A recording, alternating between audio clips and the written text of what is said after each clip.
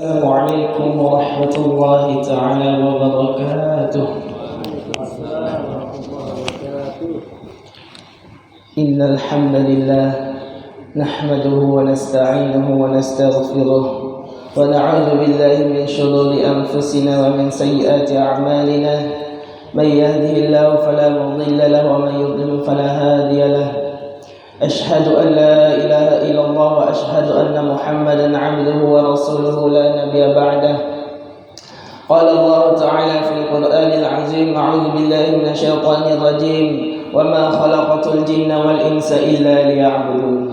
وقال رسول الله صلى الله عليه وسلم: أول ما يحاسب به العبد يوم القيامة الصلاة، فإن صلح صلح سائر عمله وإن فسدت فسد سائر عمله. صدق الله العظيم وصدق رسول الله صلى الله عليه wasallam. Hadirin, salat subuh yang dimuliakan Allah Subhanahu wa taala. Lagi dan lagi sampai tiada lagi kita bersyukur kepada Allah Subhanahu wa taala, yang mana Allah Subhanahu wa taala telah membangunkan kita. Allah Subhanahu wa taala masih membuka kelopak mata kita. Allah Subhanahu wa taala masih memberikan kita kenikmatan, kesempatan untuk bernapas, yang mana kita telah bangun daripada tidur atau mati sementara. Banyak orang yang mana dia tidur malamnya, paginya dia sehat, siangnya masih mereka ini melakukan pekerjaan, siangnya mereka masih melakukan aktivitas, akan tetapi di malam hari mereka menutup daripada matanya. Saat itulah Allah Subhanahu wa taala juga menutup selama-lamanya daripada matanya. Makanya Rasulullah sallallahu alaihi wasallam menganjurkan kita tak kala bangun daripada tidur kita membaca alhamdulillahilladzi ahyana ba'dama amatana wa ilaihi nusyur. Dan tak lupa juga kita bersalawat kepada baginda Nabi sallallahu alaihi wasallam, yang mana Nabi Muhammad sallallahu alaihi wasallam telah berjuang mati-matian demi kita, telah berjuang habis daripada darah beliau demi kita, demi daripada umat akhir zaman, yang mana Rasulullah sallallahu alaihi wasallam telah membawa umat ini minaz zulumati ilan nur, daripada kegelapan menuju daripada yang namanya cahaya. Ila di sini dikatakan ila bukan hanya sekedar sampai, akan tetapi bermakna hatta, sampai begitu Rasulullah memperjuangkan umat ini. Setelah Rasulullah SAW memperjuangkan daripada umat ini, Rasulullah SAW daripada akhir hayatnya mengatakan kepada Sayyidina Ali, Sayyidatina Aisyah, para sahabat yang berkumpul di pada sekeliling Nabi SAW. Maka Nabi SAW berkata pelan daripada bibirnya tersebut. Apa yang dikatakan Rasulullah SAW? Maka tak kala itu Sayyidina Ali mendekatkan daripada telinganya ke bibir Rasulullah SAW. Tidak lain yang dikatakan Rasulullah, ummati, ummati, ummati. Umatku, kata Rasulullah SAW, umatku, umatku. Kita belum pernah bertemu dengan Nabi SAW. Bahkan kita tidak tahu bagaimana si rupanya Rasulullah SAW jikalau tidak dijelaskan di dalam kitab-kitab. Tetapi mengapa kita beriman kepada Rasulullah SAW? Itulah suatu mukjizat yang Allah Subhanahu wa taala berikan kepada Nabi SAW. Ya Allah, kata Nabi SAW, jadikanlah aku daripada Nabi yang paling banyak pengikutnya tak kala di padang mahsyar, kata Rasulullah SAW. Maka tak kala itu Allah Subhanahu wa taala ijabah daripada doanya Rasulullah SAW. Hadirin yang dimuliakan Allah Subhanahu wa taala, di dalam satu hadis Rasulullah SAW katakan, awwalu ma yuhasabu bihil abdu yaumal qiyamah as-salat. Sesungguhnya daripada awal yang dihisab dari seorang hamba adalah salat. Fa in saluha saluha sairu amali. Jikalau baik daripada salatnya, saluha sairu amali, maka baiklah seluruh amalannya. Baik dia tidak menjaga salat tadi, sebelum dia pernah menjaga salat, dia sering juga bersolawat, tapi dia jarang salat. dia sering melakukan membaca Al-Quran, tetapi dia jarang sholat. Bagaimana amal ini? Apakah diterima oleh Allah Subhanahu wa taala? Jikalau kita mengikutkan oleh teks konteks hadis tersebut, maka amal tersebut diterima tetapi tidak baik. Fa in saluha saluha sairu amali. Jikalau baik daripada salatnya tadi, maka baiklah seluruh amalannya. Bukan berarti tidak diterima, tapi tidak baik. Wa in fasadat fasada sairu amali. Jikalau buruk daripada salatnya tadi, maka buruklah seluruh amalnya.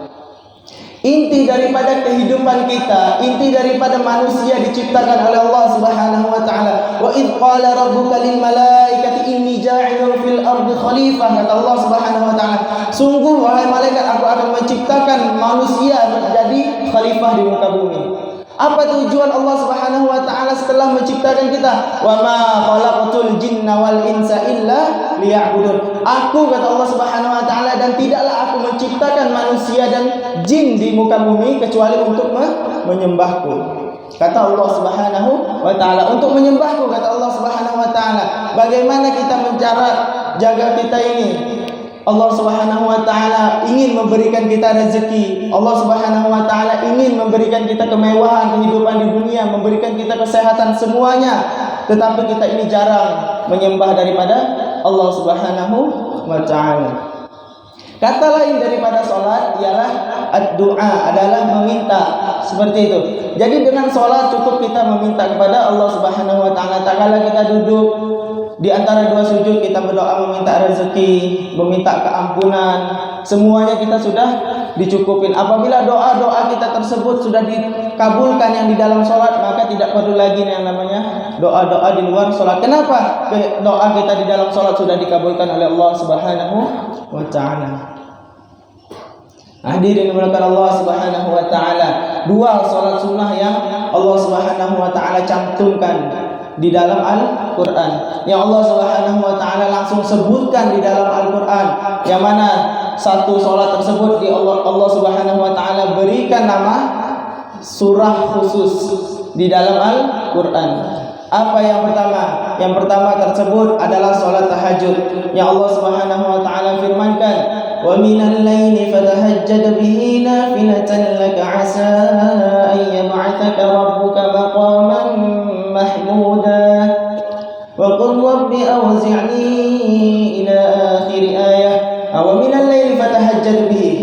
Dan tak kala Allah Subhanahu wa taala membilang wa minal laili fatahajjad bihi, dan tahajudlah kalian daripada sebagian malam, bangunlah kalian, kata Allah Subhanahu wa taala.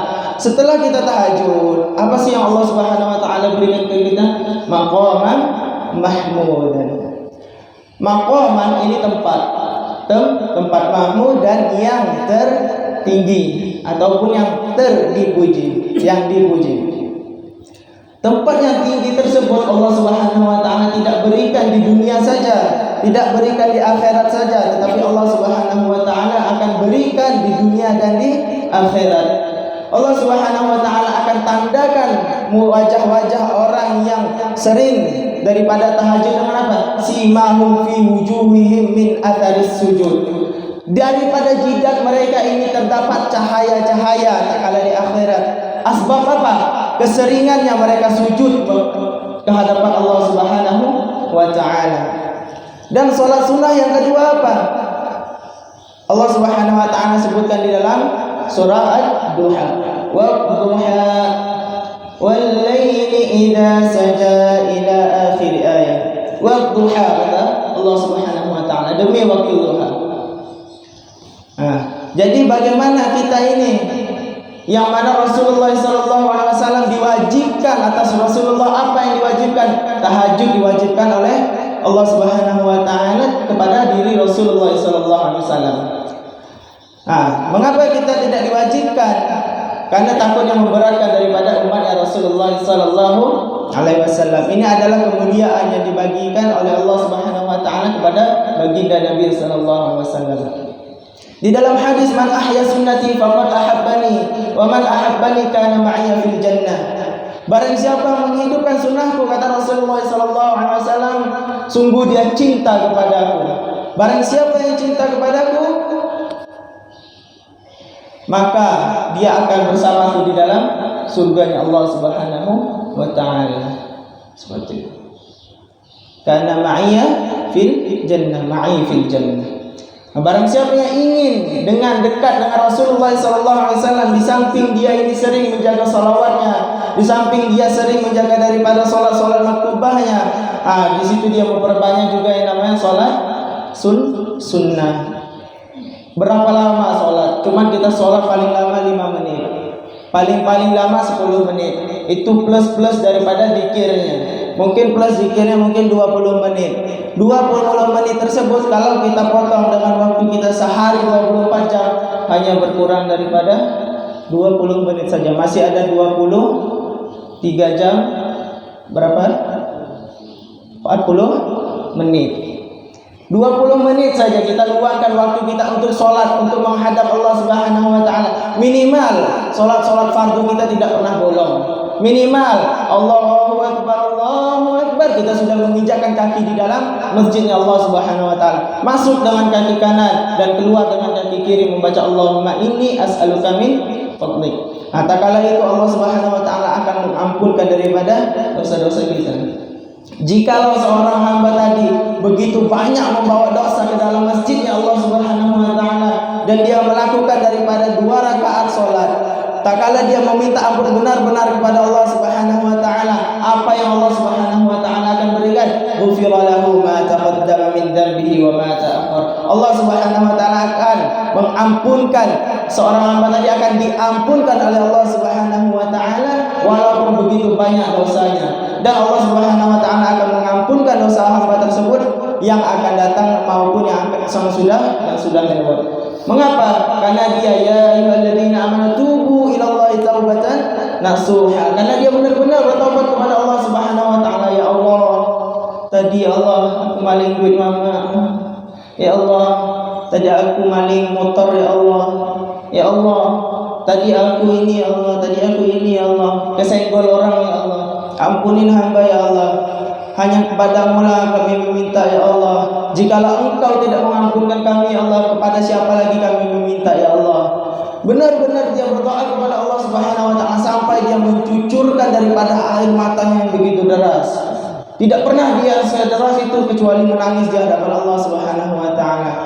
Di tempat lain dia tidak pernah menangis, bahkan dia dikenal preman. Di tempat lain bahkan dia dikenal dengan orang yang paling kuat. Tapi tak kalah dia menghadap kepada Allah Subhanahu wa taala, dia hinakan diri dia hina diri dia di hadapan Allah Subhanahu wa taala sampai kepalanya di atas dan pantatnya di bawah. Kenapa? Karena dia sujud kepada Allah Subhanahu wa taala. Dia hinakan, dia benar-benar meminta kepada Allah Subhanahu wa taala.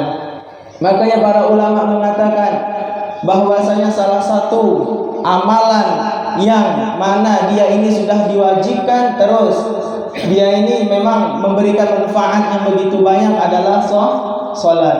Nah, jadi kalau orang ingin sehat terus, orang ingin bugar, sehat, bugar, pokoknya dia ingin kesehatannya ini selalu terjaga, lakukanlah daripada yang namanya sholat. Bahkan orang tersebut jikalau dia masih sakit saja, sakit ini tetap diwajibkan sholat.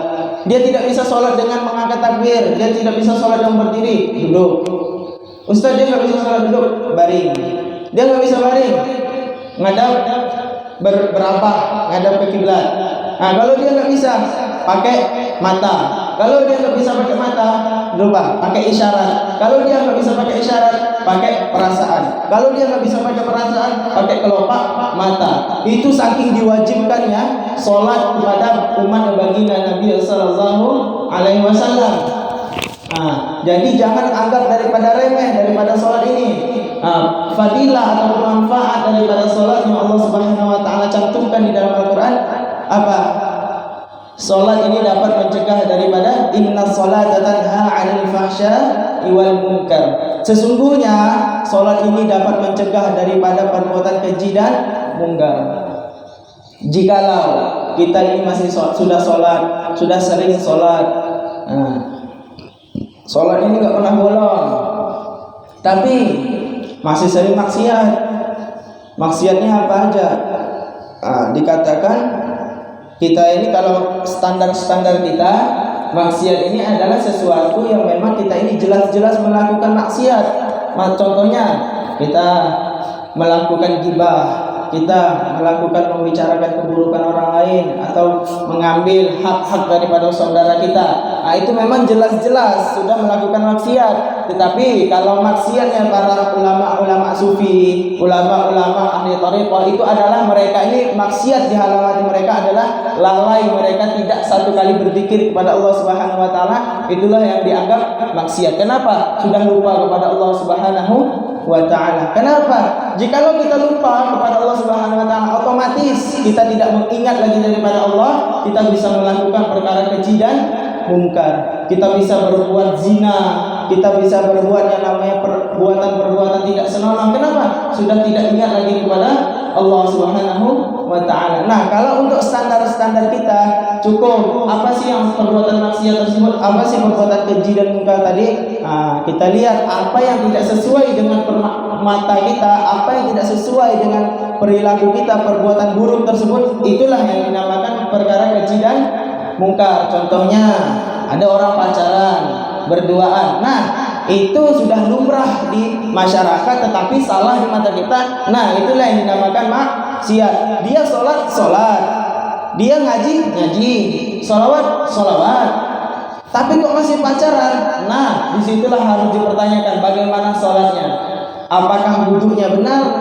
Apakah takbiratul ihramnya benar? Apakah sholatnya tumakninahnya benar? Ataupun daripada salamnya benar, bacaan Al-Fatihahnya benar. Kenapa? Inna sholata tanha 'anil fahsya'i wal munkar tadi. Allah Subhanahu wa taala mengatakan bahwasanya salat tadi dapat mencegah perkara keji dan mungkar. Kalau salat kita belum dapat mempercegah diri kita dari perbuatan keji dan mungkar, nah di situ harus dipertanyakan. Kita harus tanya ke guru, harus tanya ke ustaz, saya ini sering salat, tapi saya masih sering berbuatan maksiat, Ustaz. Saya ini kalau nggak kuat nengok cewek, Ustaz. Kalau nengok cewek itu mata saya itu bisa mutar 180 derajat, Ustaz. Dari yang hitam ini bisa mutar ke putih-putih lagi, putih aja terus jadinya. Kenapa? Nggak kuat nengok cewek. Ustaznya tadi nanya, ente sholat nggak? Sholat, Ustaz. Sholat banget. Sampai itu saya itu nggak pernah lepas. Saking jos itu saya bukan di sholat pertama lagi, sampai di depan imam, Ustaz. Kalau saya sholat ini katanya, saking josnya tuh, imam sholat, depan saya. Itu dia, saking josnya tadi. Tapi kok belum bisa juga ente jaga mata. Coba ente buka surah An-Nur kata Ustaz tadi. Sudah Ustaz hafal satu ayat itu, bisa putar-putar ayatnya tadi itu. Apa ayatnya? Kullil mu'minina yaghuddu min absarihim. Itu kan Ustaz? Iya betul kata Ustaz. Coba tak bisa jaga mata. Kau ni coba baca Al-Fatihah kata. Bismillahirrahmanirrahim. Nah, kayak gitu, sesuai lah tak sesuai ini katanya.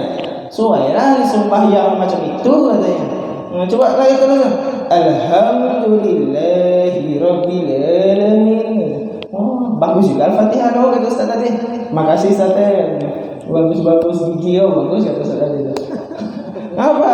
Nah, Al-Fatihahnya belum benar.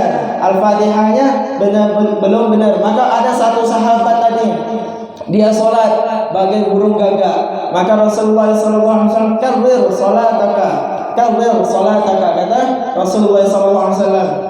Ulang sholatmu kata Rasulullah. Sholat lagi dia. Karrir salataka, ulang lagi sholatmu kata Rasulullah. Diulang lagi. Akhirnya dia bertanya, ya Rasulullah, kenapa disuruh sholat ulang? Sholat kau tuh kayak burung gagak katanya. Nah gini katanya. Selesai, salam katanya. Apa itu? Selesai, assalamualaikum. Sembahyang sujud, duduk, assalamualaikum. Sholatnya seperti ini tidak akan diterima oleh Allah Subhanahu wa taala. Kenapa?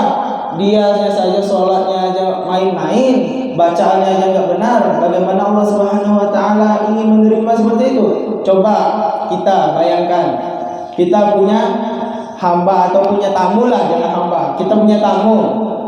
Tamu kita ini sedang berada di kumpulan orang ramai. Nah, tamu kita tersebut datang. Bajunya lecek, keteknya bau, ya, jigongnya tebel, rambutnya kerebo, nggak jelas. Terus celananya ini panjang sebelah, kakinya belicak, tangannya bergoreng, semuanya ada di dengan dia. Nah, kali itu dia datang kepada kita di hadapan kita orang ramai. Nah, merasa risih nggak kita? Apakah kita nggak merasa risih seperti itu tamu kita datang? Nah, kalau kita merasa risih seperti itulah juga sholat kita yang kita hadapkan kepada Allah Subhanahu wa taala. Jikalau sholat kita tadi kita pakaiannya rapi, jubahnya itu Masya Allah, kalau kita tengok itu kayak gini nih warnanya. Kayak gitu warnanya.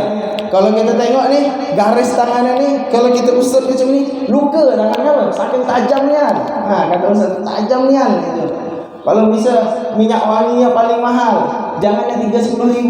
Apalagi yang minyak wangi yang di tepi jalan itu, Masya Allah tabarakallah, sekali pakai 1 botol habis, nggak ada harumnya.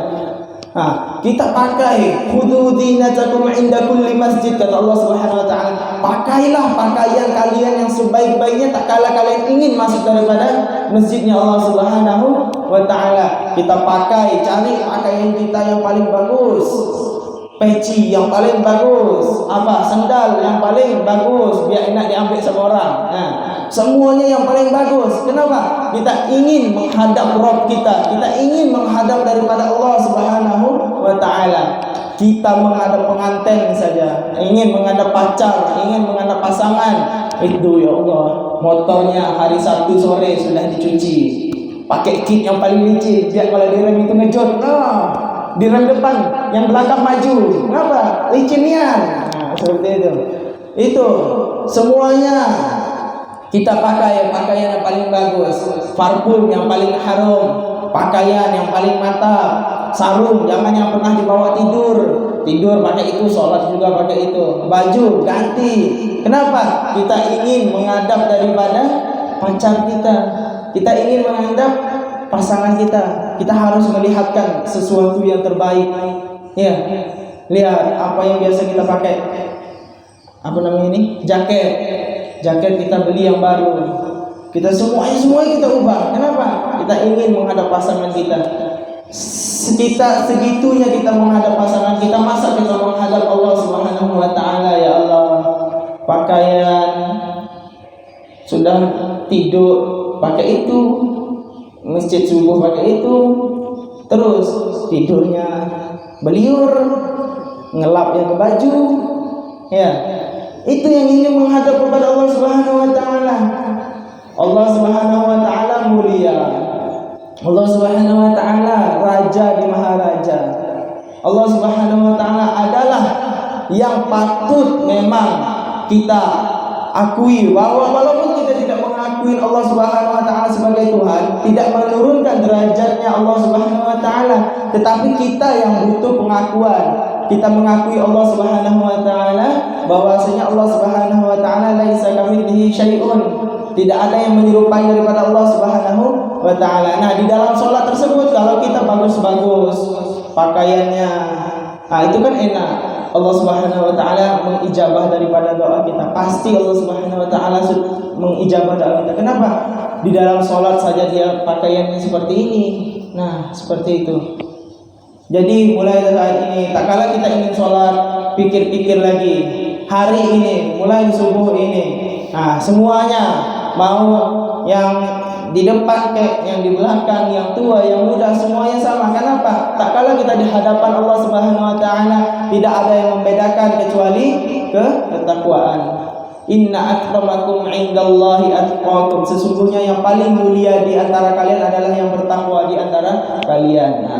Jadi untuk saat ini, pada saat ini mulai kita mengintrospeksi diri kita lagi. Bagaimana sih caranya sholat yang baik itu? Bagaimana sih caranya baca Al-Fatihah? Semuanya ini Al-Fatihahnya dibenarkan semuanya.